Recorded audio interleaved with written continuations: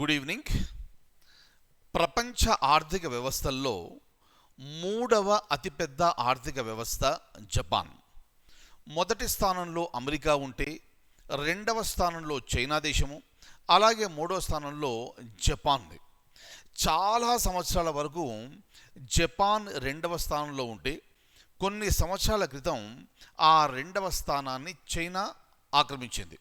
అందుకని జపాన్ తన రెండవ స్థానాన్ని కోల్పోయి మూడవ స్థానంలో ఉంది. అంటే ఇప్పుడు ప్రపంచంలో ఉన్న మూడు అతిపెద్ద ఆర్థిక వ్యవస్థలు ఏవి అంటే, మొదటి స్థానంలో అమెరికా, రెండవ స్థానంలో చైనా, మూడవ స్థానంలో జపాన్ దేశాలు ఉన్నాయి. అయితే ఈ ప్రపంచంలో మూడవ అతిపెద్ద ఆర్థిక వ్యవస్థ అయిన జపాన్ ఒక రకమైన సమస్యను ఎదుర్కొంటుంది.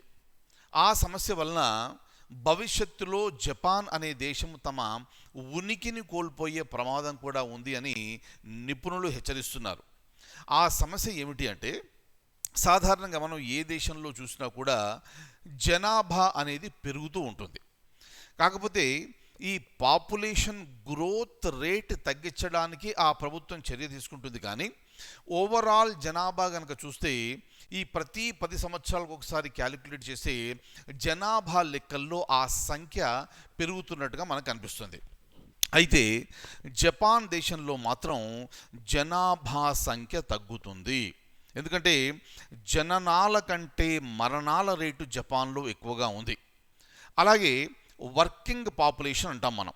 అంటే 15 సంవత్సరాల వయసు నుండి 64 సంవత్సరాల వయసులో ఈ మధ్యలో ఉండే వారందరూ కూడా వర్కింగ్ పాపులేషన్ అంటాం. ఏ దేశంలో అయితే ఈ వయస్సు వారు ఎక్కువగా ఉంటారో ఆ దేశానికి సంబంధించి ఆర్థిక అభివృద్ధి బాగా జరుగుతుంది. ఉదాహరణకు చూడండి, భారతదేశం ప్రస్తుతం ఆ దశలో ఉంది. కాబట్టి అంటే ఇక్కడ పనిచేసే వయసులో ఉన్నవారు ఎక్కువగా ఉన్నారు కాబట్టి వారందరూ చక్కగా పనిచేస్తే దేశ ఆర్థిక అభివృద్ధి అనేది చాలా వేగంగా ముందుకు సాగుతుంది.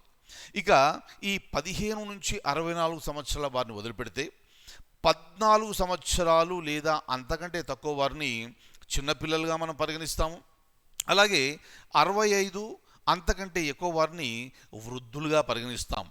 ఇక్కడ ఉండే ఈ చిన్నపిల్లలు కానీ వృద్ధులు కానీ వారికి పనిచేసే శారీరక సామర్థ్యం ఉండదు. కాబట్టి ఈ పనిచేసే కేటగిరీ నుంచి వారు వదిలిపెట్టాలి. ఇక జపాన్లో చూస్తే ఈ చిన్నపిల్లల సంఖ్య తగ్గుతుంది. అలాగే ఈ పనిచేసే వారి సంఖ్య కూడా తగ్గుతుంది. ఓవరాల్గా చూస్తే జననాల సంఖ్య మరణాల సంఖ్య కంటే చాలా చాలా తక్కువగా ఉంది.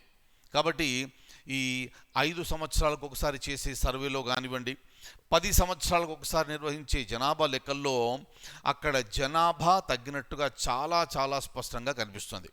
దానికి సంబంధించిన ఇన్ఫర్మేషన్ నేను మీకు ఇప్పుడు చూపిస్తాను. ఒక్కసారి మీరు చూడండి.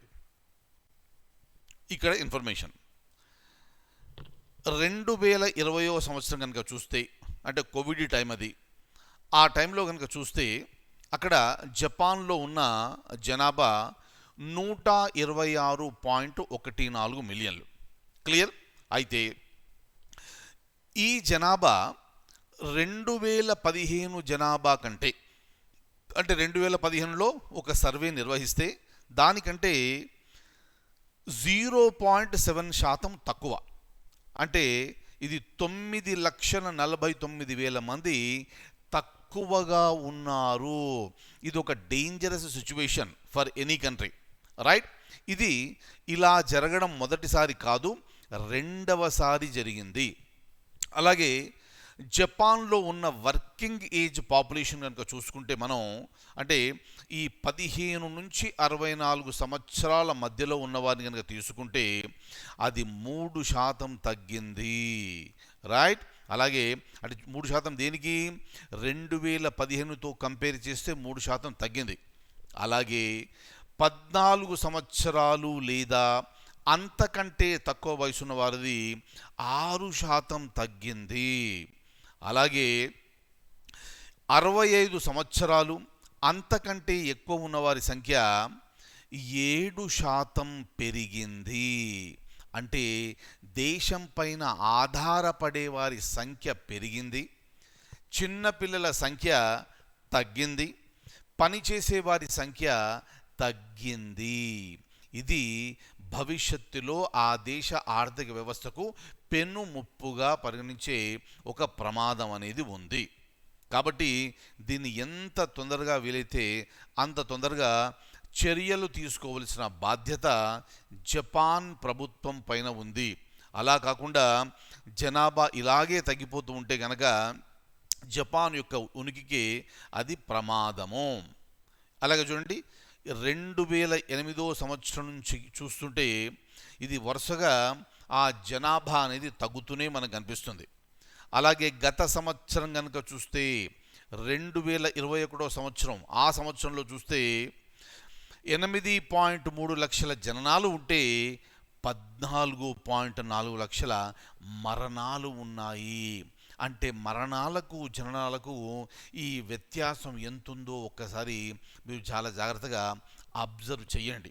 సో జపాన్ లాంటి దేశము ఇటువంటి సమస్యను ఎదుర్కొంటుంది అంటే అది ప్రపంచం మొత్తం కూడా ఆశ్చర్యపోయే విధంగా ఉంది. మరిక ప్రపంచంలో ఉన్న ఇతర దేశాలు జపాన్కు ఎలా సహకరిస్తాయి, అలాగే జపాన్ కూడా ఎటువంటి నిర్ణయాలు తీసుకొని తమ జనాభాను పెంచుకోవాలి, ఎస్పెషల్లీ వర్కింగ్ పాపులేషన్ వారి సంఖ్య పెరగాలి. వారి సంఖ్య పెరగాలి అంటే జననాల సంఖ్య పెరగాలి, అలాగే మరణాల సంఖ్య అనేది తగ్గాలి. క్లియర్? సో దానికి జపాన్ ప్రభుత్వం మంచి చర్యలు తీసుకుంటుందని మనం భావిద్దాం. Thank you so much. I will see you in the next session.